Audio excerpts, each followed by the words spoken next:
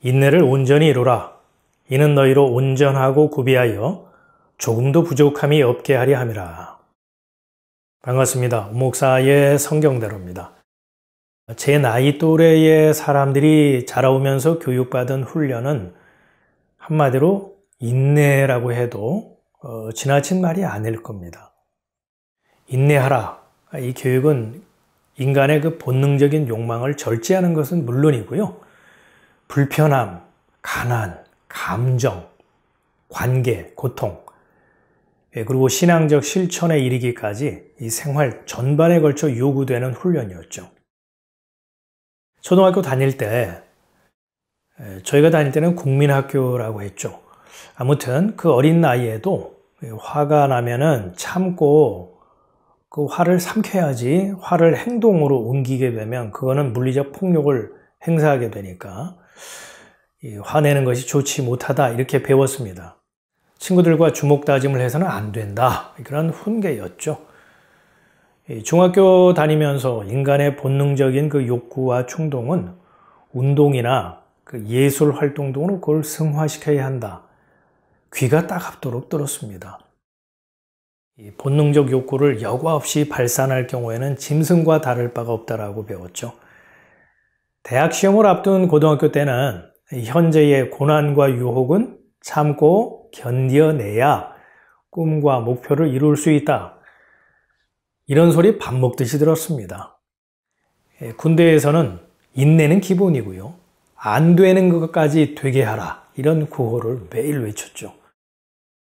사회에 나와서는 참을인자 3번이면 살인도 막을 수 있다는 가르침을 인생처세로 배웠습니다. 이처럼 괴로움이나 어려움 그리고 유혹과 욕구에 대한 그 충동을 참고 견디라 이런 교육을요 안팎으로 끊임없이 받아왔습니다. 인내의 요구는 신앙의 영역에서 더욱 강조가 되고 강화되었죠. 교회에 가면은 앉으나 서나 듣는 말이 두 글자 인내였습니다. 무엇을 인내해야 하는가 하면은 본능적인 욕구와 욕망입니다.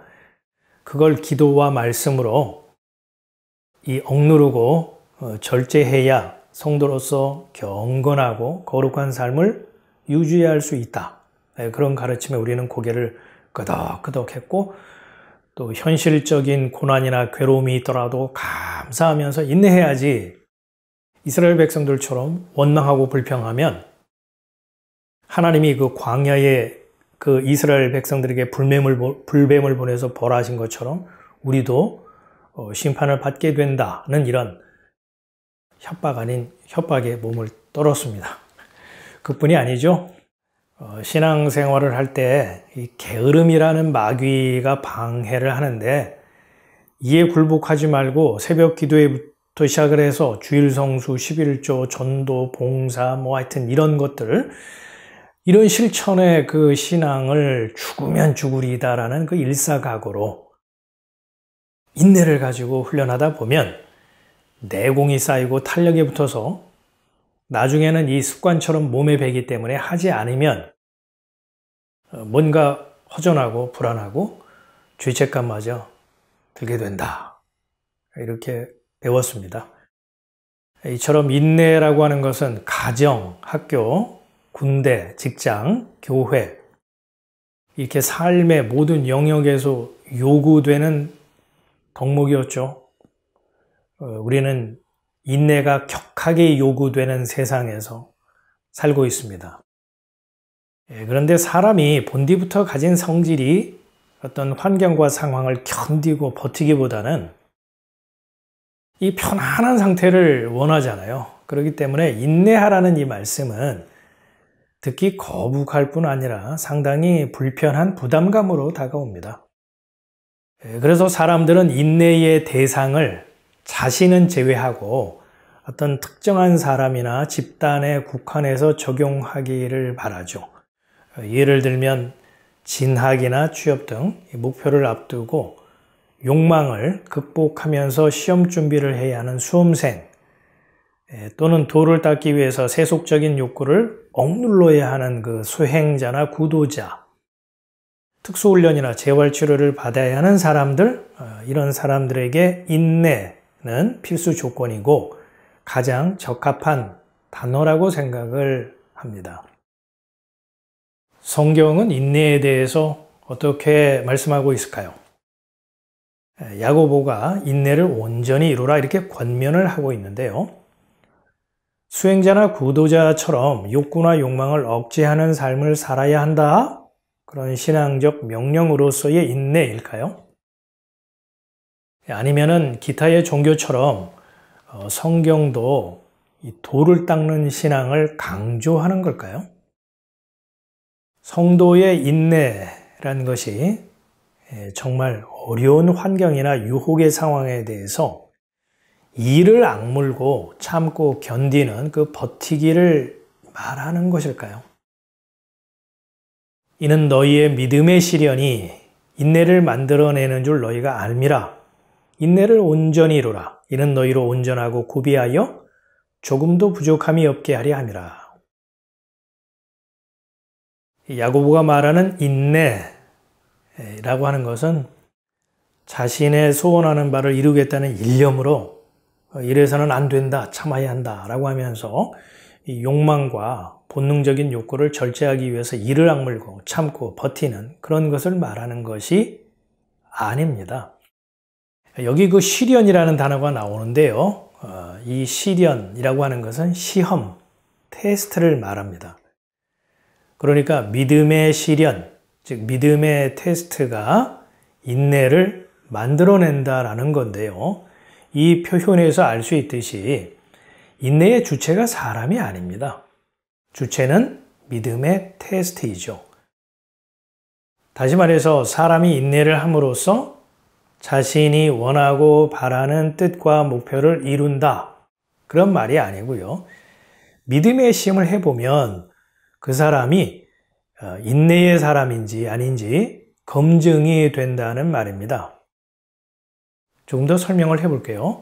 하나님의 은혜에 사람의 행위나 열심, 정성과 의로움 등을 보충해야, 추가해야 구원에 합당한 온전한 믿음이고 살아있는 신앙이다. 이처럼 달콤한 말로 시험을 해보면 그 사람이 인내의 사람인지 아닌지 검증할 수 있다는 것이죠. 그러니까 믿음의 시련은요, 은혜 안에 있는 사람인지 아니면 율법 아래에 있는 사람인지 구분하고 검증하고 확인하는 그런 테스트이고요. 은혜 안에 있는 자들에게 이 믿음의 시련은 은혜의 신앙을 더욱 견고하게 하는 연단의 과정이라고 할 수가 있습니다.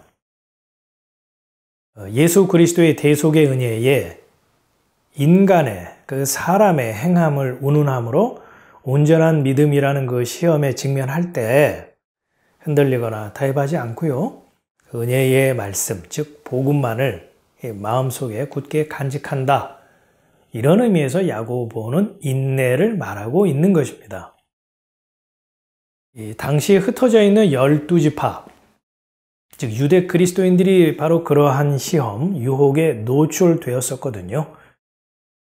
이들이 유대교에서 그 율법에 따라 실천적 삶을 살다가 거기를 떠나서 예수를 주와 그리스도로 고백하는 신앙으로 돌아섰을 때 유대교에서 출교당했죠. 그로 인해서 먹고 살 길이 막막해졌고요. 또 예수님의 재림마저 기약 없이 연기되는 그런 분위기가 팽배해지자 유대교로 다시 돌아가서 율법을 열심히 실천해야 하는 게 아닐까, 이러한 마음의 동요와 신앙적 회의 가운데 있었던 거죠. 이 같은 상황을 예의주시한 야고보는 유대 그리스도인들에게 인내를 온전히 이루라 이렇게 명령하듯 강한 어조로 말했던 것입니다.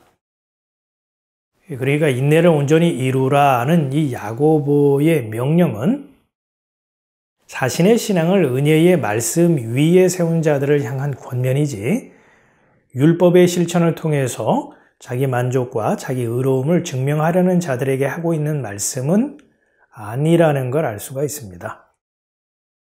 인내와 관련해서 사도 요한은 다음과 같이 증거했습니다.